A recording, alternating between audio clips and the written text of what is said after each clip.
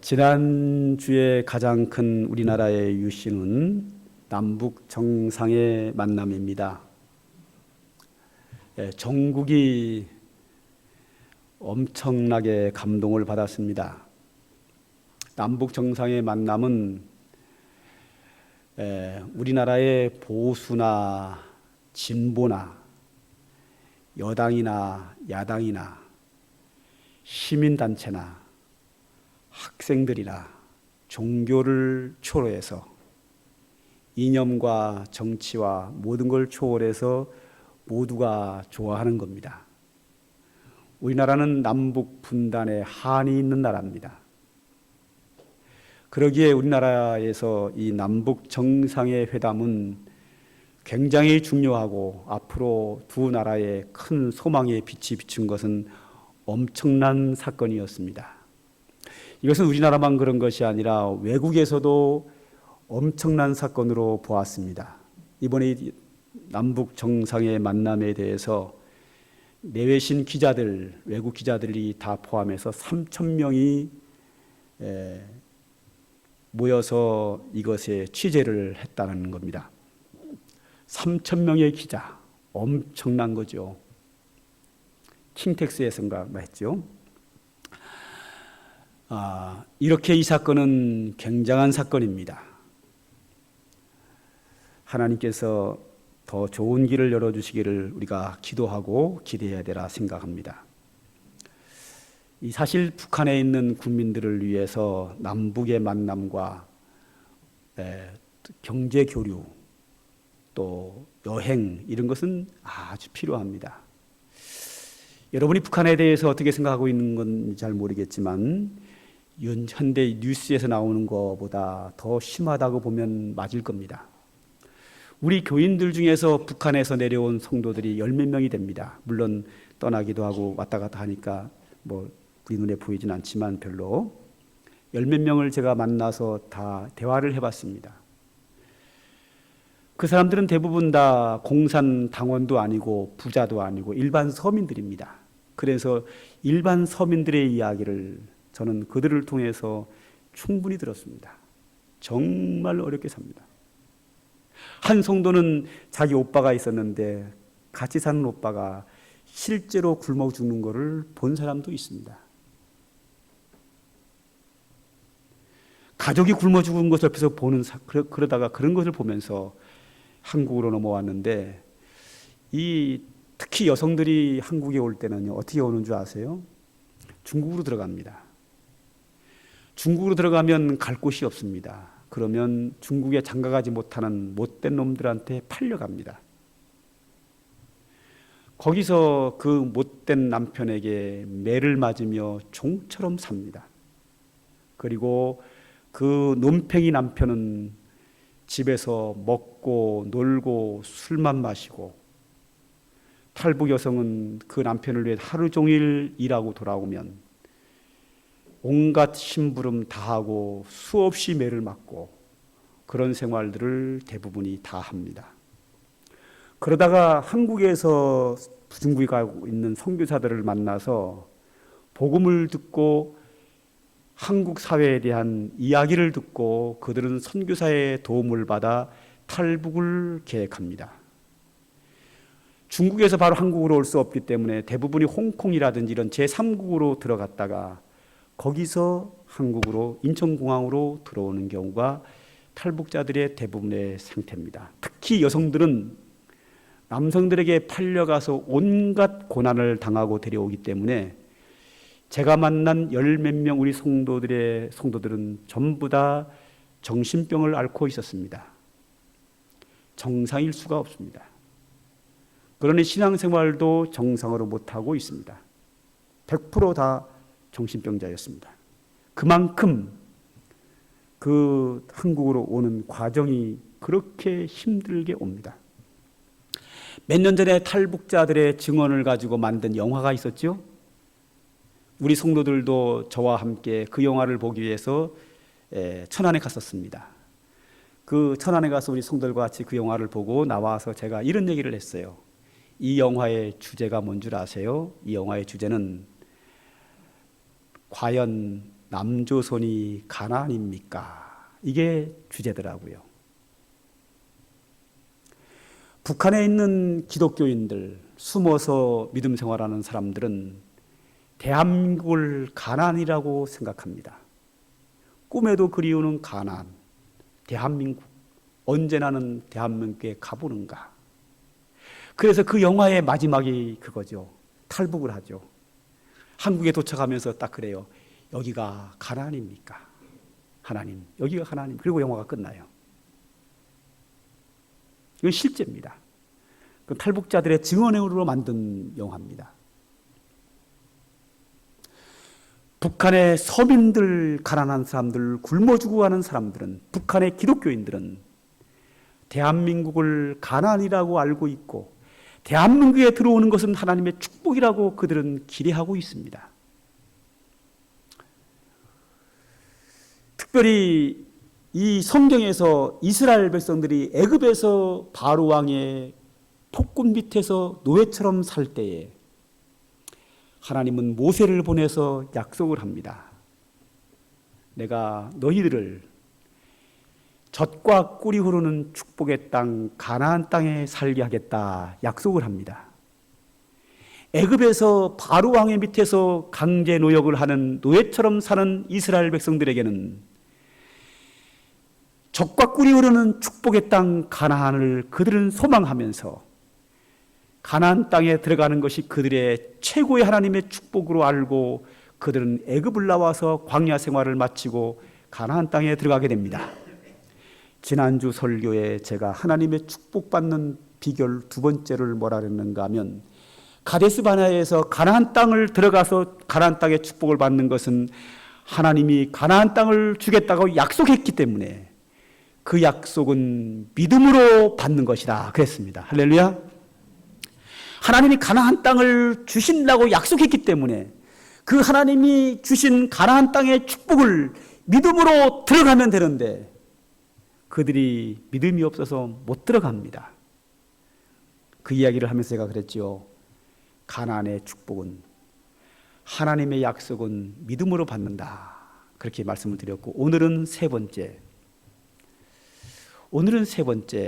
약속을 믿음으로 받기도 하지만 약속하지 않은 것도 믿음으로 받는 방법이 있습니다. 오늘 그 얘기입니다. 자, 그들이 가데스 바네아에서 가나안 땅에 못 들어가고 40년 동안 광야에서 방황을 하다가 이번에는 가데스 바네아에서 들어가는 것이 아니라 모압 땅에서 요단강을 건너 가나안 땅에 들어가게 됐습니다. 그래서 이스라엘 백성들이 이 민수기에서 이제 그 모압 땅에 거주를 하게 됐는데 모압 땅에서 이제 여호수아를 앞세워서 요단강을 건너가면 가나안 땅이에요. 근데 가나안 땅에 건너기 전에 오늘 1절에 뭐가 나오냐면 루벤 자손과 갓 자손은 힘이 많은 가축대를 가졌더라. 그들이 야셀 땅과 길라 땅을 본즉 그것은 목축할 만한 장소인지라 하는 말이 나와요. 이 말은 뭔가 하면 이스라엘 백성들이 요단강을 건너 가나안 땅에 들어가려고 했는데 루벤 자손과 갓 자손이 모세를 통해서 하나님께 요청을 해요. 뭘 요청하는가 하면 요단강을 건너기 전에 모압 땅 옆에 야셀 땅과 길르앗 땅이 있는 거예요. 그 땅이 너무 좋은 거예요. 특별히 이 루벤 자손과 갓 자손은 가축이 많아요. 가축이 많은데 길르앗 땅은 목축업을 하기가 좋은 땅이에요. 큰 땅이 놀고 있는 거예요. 그래서 루벤 자손과 갓 자손이 하나님께 요청을 해. 하나님, 우리에게 이 땅을 주소서 하고 요청을 합니다. 그런데 야셀 땅과 길르앗 땅은 하나님이 이스라엘 백성들에게 한 번도 준다고 약속한 적이 없는 땅이에요. 가나안 땅은 430년 전에 하나님이 이스라엘 백성에게 아니라 430년에 아브라함에게 약속을 했어요. 아브라함아, 내 자손을 내가 가나안 땅을 주겠다. 430년 전에 약속했고 그 약속을 하나님이 이삭에게도 하고 야곱에게도 하고 그 다음에 야곱의 12아들이 된 이스라엘 백성이 애굽에 있을 때 또 약속을 한 거예요. 가나안 땅은 이렇게 430년 전부터 하나님이 이스라엘 백성들 약속한 땅인데 요단강을 건너기 전에 그 길르앗 땅과 야셀 땅은 하나님이 한 번도 약속한 적이 없어요. 하나님이 그들에게 그 땅을 주려고 계획한 적이 없어요. 물론 신학적으로 하나님이 계획할 수 있어요. 그러나 성경에는 안 나와 있어요. 그래 이스라엘 백성들은 한 번도 들어본 적이 없는 얘기예요. 그런데 그 땅이 너무 좋으니까 이 루벤 자손과 갓 자손이 하나님께 요청을 하는 하나님 이 땅을 주세요. 그러는 거예요.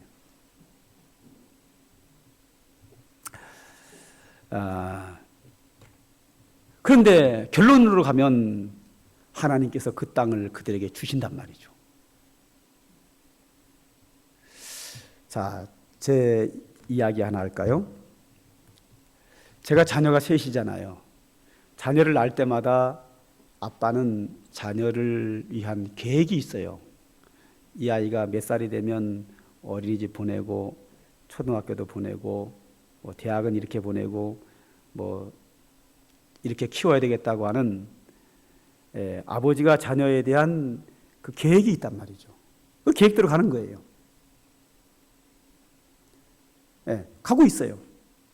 그런데 어느 날 갑자기 지난해 11월 달인가 그때쯤 내가 11월 달쯤 됐을 거예요.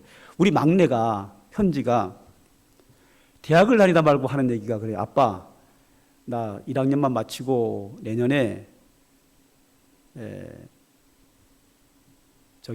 대학을 마치자마자 일본에 여행을 간대요. 갔다 와가지고 1월 달부터 노량진에 가가지고 고시원에 들어가서 공부해가지고 공무원 시험 본다는 거예요.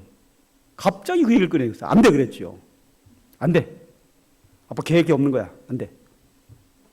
그랬더니 이 아이가 포기를 하지 않고 자기가 왜 고시원에 들어가서 공부를 해가지고 학원을 다녀가지고 공무원 시험을 봐야 되는지 이유를 설명을 해. 조목조목. 설명을 하길래 그래? 너한테 유익할 수 있겠네? 그래 해라. 그래야 지금 고시원에 가 있어요. 그 주일 토요일 날 와가지고 주일 보내고 다시 올라가거든요.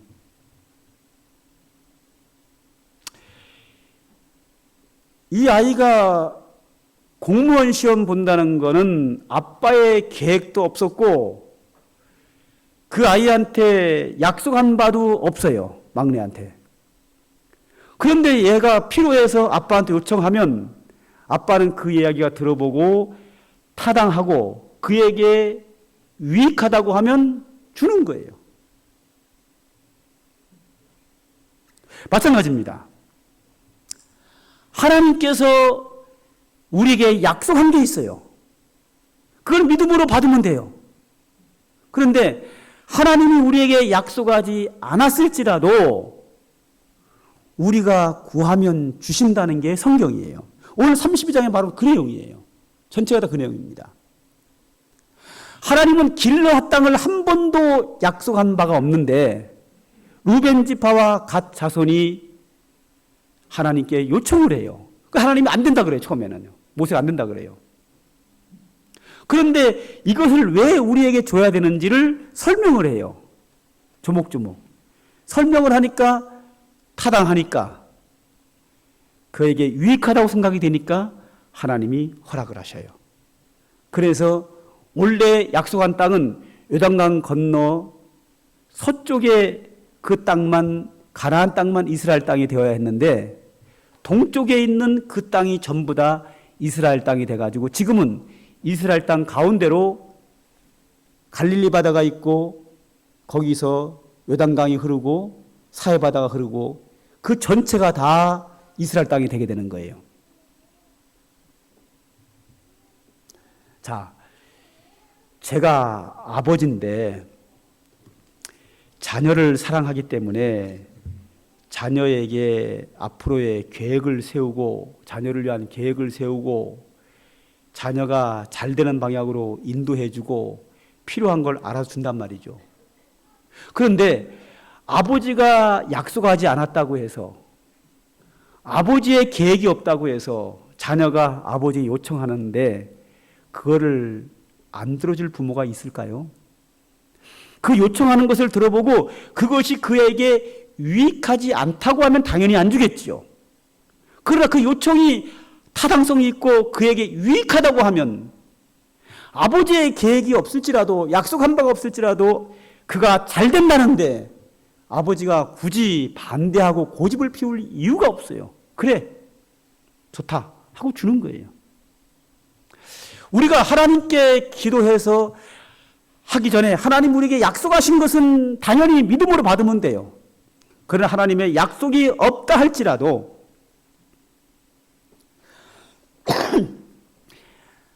하나님의 약속이 없다 할지라도 우리가 필요한 것을 하나님께 구하면 하나님이 우리의 기도를 보시고 그것이 우리에게 유익하다고 하는데 우리가 잘 되는 일인데 우리가 복 받는 일인데 하나님이 그것을 안 주실 이유가 없어요.